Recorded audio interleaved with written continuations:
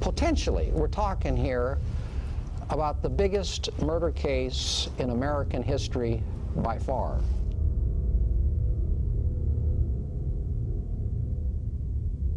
If any of you like to get angry, I can tell you that what I'm going to say is going to get you very, very, very angry.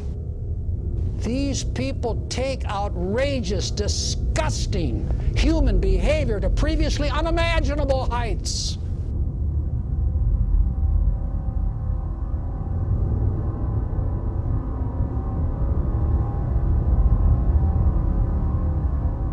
How evil, how perverse, how sick, how criminal.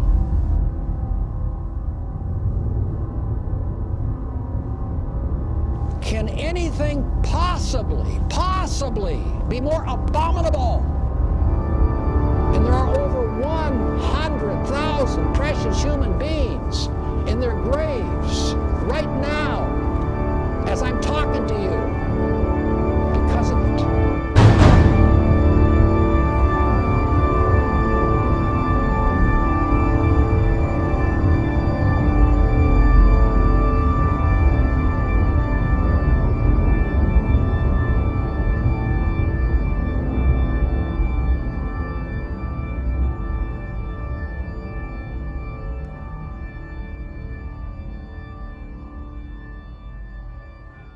There's no prosecutor I would want to have if I were innocent more than Vince, and there's no prosecutor I'd fear more if I were guilty. He will get at the truth.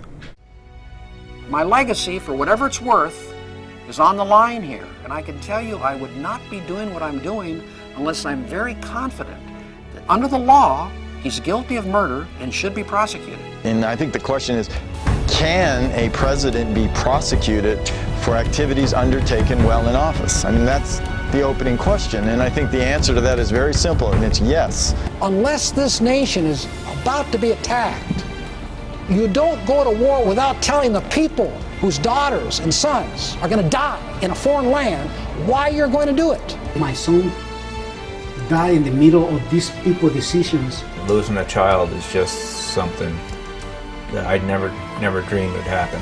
We all can do something about it. And we all should. Mr. Bugliosi's basic theory is absolutely sound. Couldn't reasonable men disagree about what an imminent threat is and is not? I mean, this is fresh on the blood of people in the World Trade Center. So, right. So there is and was a certain urgency. It's not like there was an urgency. Against whom? The American government believed that the guy responsible for 3,000 murders was at Tora Bora. Do you know how many soldiers George Bush sent? Not enough. No, you're wrong. Not one. How do you justify not sending one single soldier after the person responsible for 3,000 murders, not one soldier, but send 150,000 against someone who was as involved in 9/11 as you and I? How do you justify that? Well, it's a very good question. 16 federal intelligence agencies, their conclusion that Hussein was not an imminent threat to the security of this country was completely deleted from the white paper. And the white paper is what was shown to Congress and the American people. And after 731 inspections, they found no weapons of mass destruction in Iraq. Our money is going to kill people. Things are that bad out there. They really are. Now, how could this possibly happen in the United States of America? I'm a member of Iraq Veterans Against the War. I was responsible for several hundred patrols and raids and ambushes. And anytime we got pissed off, we took it out on innocent people. And as many veterans there are standing up and speaking out and throwing down their arms against this war, the civilian movement needs to back them up on it as well. This is reality. This is real. Young American soldiers are being blown to pieces by roadside bombs in Iraq, and as he would so much like to do, wash his hands of all culpability, it's not quite that easy. And I'm very confident that if an American jury heard the evidence against George Bush, when they came back into that courtroom with their verdict of guilty, they would tell Bush, it's not quite that easy.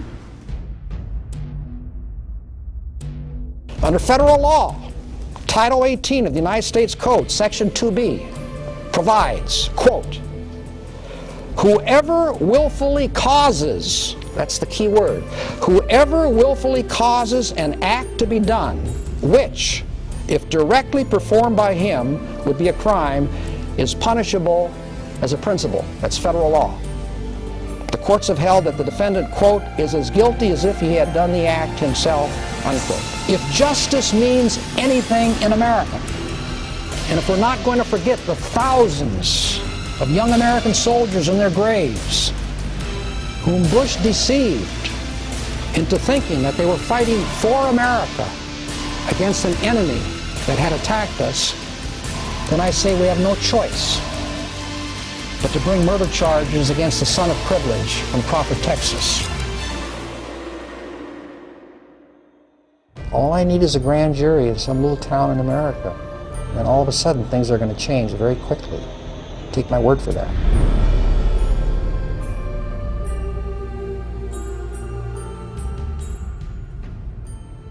Apart from the main fact that if George Bush and other members of his administration, like Dick Cheney, are guilty of murder, as the evidence shows, they must be prosecuted for it. They have to be brought to justice.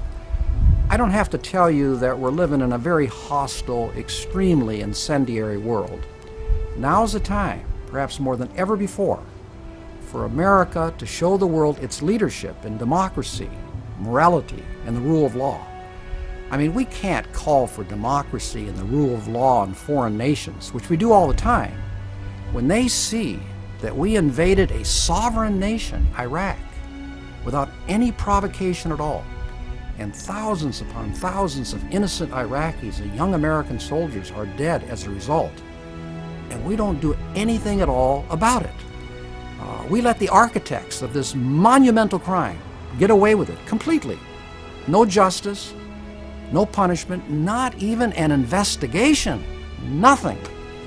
How can we set a terrible, terrible example like this and then expect other nations to act in a way that they know we did not?